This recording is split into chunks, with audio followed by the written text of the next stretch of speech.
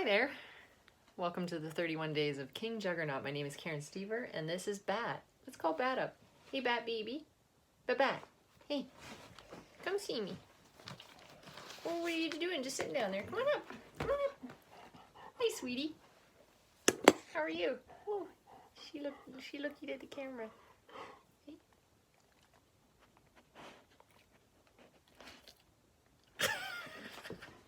You guys just got the stink eye. You don't want the stink eye, that's for sure. So yes, welcome to the 31 Days of King Juggernaut. I'm Karen Stever, and that's Bat. So every day I jump on camera and I talk to you about a puzzle piece. I'm taking a puzzle piece away from the front cover every day, and I'll show you the full cover on Halloween. And the countdown's on now. Just a few more days. So today's puzzle piece is another spider, of course it is, named Hunt. I have an arachnoid cyst in the back of my brain, and I didn't know about it when I first started writing the book series, but since I learned about it, I decided to give it to all the children in the books. I like to think that my discovery of this thing that's in my head that is inoperable, it sits in the middle of my brain, right near the brainstem, and they won't touch it. Since discovering it was there, I like to think that it gives an explanation for why I'm a little cuckoo. So therefore, it's my muse. The spider in life is now my muse. Just like this painting I did. You see it back there. So yeah, it's one of the best explanations for why I am as weird and deranged as I am. So I thought, well, if this is a muse for my writing, or a reason for why I write the crazy things that I do, or it's, you know, maybe it's just telling me what to do, then perhaps it could be a guide for the children that are in these books. So Ian is the first nonverbal savant. He in the first book, King Juggernaut, New York City. And I talked to you in previous videos about how Giza has a spider, and she's in Egypt, and Ishi has a spider, and she's in Japan, and Egan has a spider, and he's in Germany. And did I talk about Arlo? Yes, Arlo has a spider, and he's in Italy. And today I want to talk to you about Hunt, who belongs to a little Brazilian boy named Nico. And Nico's spider, Hunt, is okay, so Nico, it takes place in the Amazon, which, by the way, very bizarre, like with the fires and stuff that happened in the Amazon. There's some things going on in the world today that are timing out with this whole book series, and it's very bizarre. I shake my head a lot like this, like, just I'm constantly like, what is going on? Why is this lining up? With the climate crisis, with just a lot of things that are going on. I believe that it will be children and animals that reset this balance again. And, you know, the Amazon is the lungs of our earth. And, you know, I had it set to write about the Amazon a long time ago, still thinking it was it was beautiful once, like I say throughout the book. You'll see that a lot throughout the book series. I use the phrase, I believe it was beautiful once, or I think it was beautiful once, or it had to be beautiful once. I believe that we can get back there if we're reminded that it once was, then could it be again? If we, as the stewards of the earth, responsible for protecting the things that grow and live on our earth, if we can reset that, I think we should. I think if that's our primary job, to be a steward, then we got to get at it. So this book series, of course, it's a great escape for me, and it's all those things, but it's also my way of potentially contributing to healing and us getting back to the playground. And I'm really feeling like a vessel lately. It used to be that I came up with ideas. Now ideas are given to me, just in some weird communication that I don't quite understand. Like, there was a saying by Beethoven, tones roar and soar around me until I set them down in notes, something like that. And I feel that way with everything that's coming at me. Like, it's pretty intense and it's pretty severe. Now it's not just like I got the one book done, but now it's like all 6 books are now just coming at me constantly. And I think about Nico a lot with what's going on in the Amazon. And I look forward to writing that story. And it's funny, even though I have everything mapped out in an approximate way, there's a lot of things that come to me at the time and are timely. And that's, I can't even explain it all to you, and I'm not even going to try. But today I thought I would read about Hunt. Read Hunt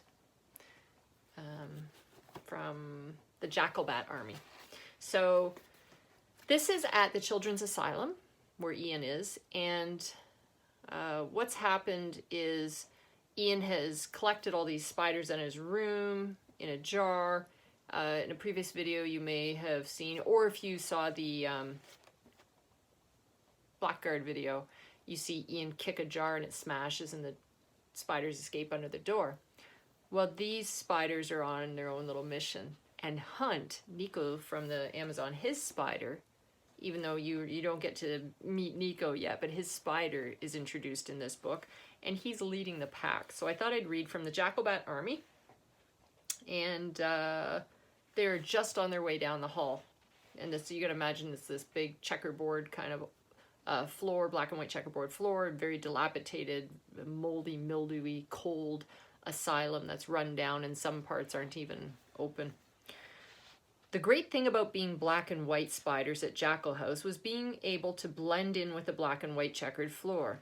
Whenever somebody would come down the hall, they would place themselves strategically on both tiles. Of course, there was plenty of dirt and stains to help camouflage. The halls were so damp and cold that anybody walking down them did so briskly and wasted little time. Many doctors, nurses, and cleaning people came and went, and the spiders would retreat, then smooth effortlessly back into their formation. Hunt didn't merely slow down, but came to a full halt at the nurses' chambers. He stopped so abruptly that Claw and Echo blew straight past, and Scope almost slammed into the back of him. As he turned to his right to face the door, the other 3 quickly scurried to form a tight semicircle around the back of him. Their collective hearts were beating in double time. Nothing supplies adrenaline quite like retribution.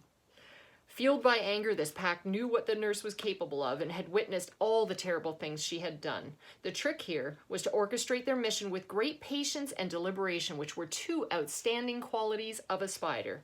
This chamber was not as airtight as the children's dorms and had a decent gap for them to walk under.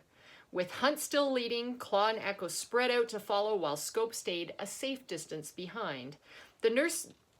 The Red Cross nurse was standing on the right side of the room, organizing some tools and instruments in a tray. She was a haggard old woman, not simply due to age, but crabbiness. She was the only one to have a big red cross on her headpiece because she served in the Great War. Hunt was very courageous, and he tended to move faster than the others.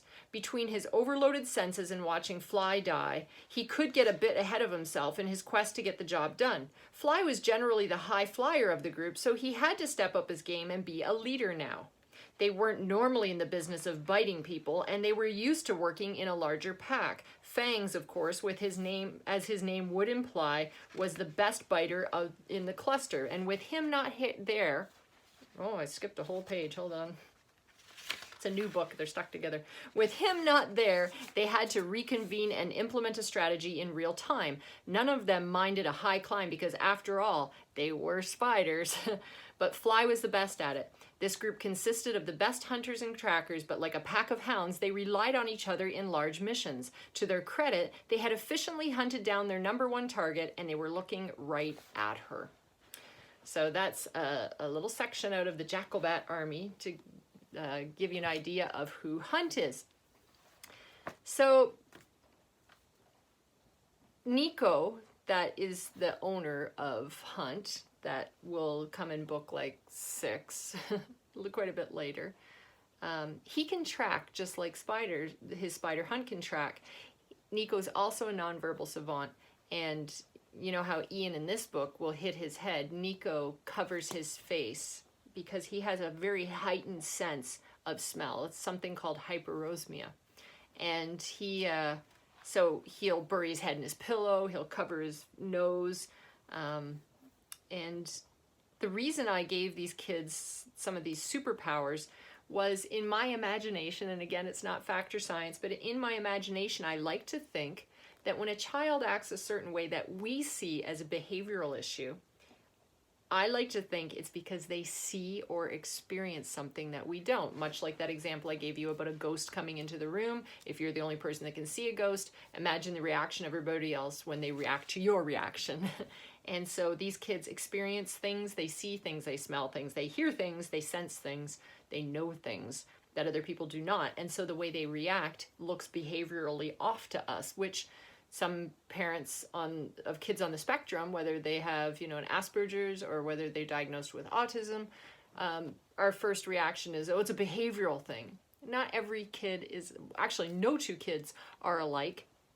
And how they react to things, we don't understand.